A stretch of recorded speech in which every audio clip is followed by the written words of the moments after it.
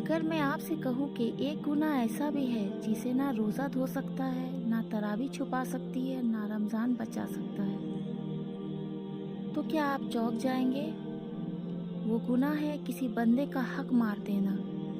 ہم سمجھتے ہیں رمضان آیا تو سب معاف، لیکن اگر آپ نے کسی کا دل توڑا ہے، کسی کی عزت اچھالی ہے، کسی پر ظلم کیا ہے، تو یاد رکھیے اللہ اپنے حق معاف کر دیتا ہے، مگر بندوں کا حق قیامت تک مالک رہتا ہے۔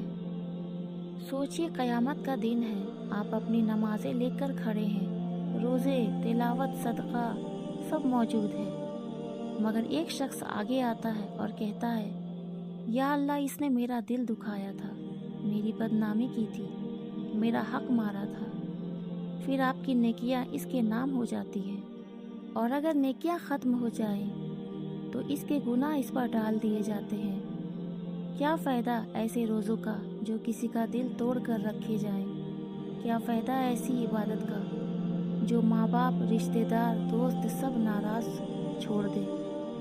رمضان بھوک برداشت کرنے کا نہیں، دل صاف کرنے کا مہینہ ہے۔ آج ہی کسی کو کال کریں، آج ہی معافی مانگ لیں، کیونکہ اگر وہ بندہ معاف نہ کرے تو رمضان بھی آپ کو نہیں بچا سکے گا، اور ہو سکتا ہے یہ آپ کا آخری رمضان ہو۔ لیکن یہاں ایک خوشخبری بھی ہے، اگر ہم زندہ ہیں تو دروازہ بند نہیں ہوا۔ اگر ہم سچی توبہ کر لیں اور دل سے اللہ کی طرف پلٹ آئے تو اللہ سب کچھ معاف کر دے گا۔ رمضان کا سب سے بڑا فائدہ یہی ہے، دل کو صاف کرنا، یقین کو خالص کرنا، اور کہنا یا اللہ میں صرف تیرا ہوں، میری امید بھی تو، میرا سہارا بھی تو۔ رمضان ہر سال آتا ہے، لیکن ہر انسان کو ہر سال رمضان نصیب نہیں ہوتا۔ آج خود سے پوچھو، کیا میرا ایمان خالص ہے؟ کیا میرا بھروسہ صرف اللہ پر ہے؟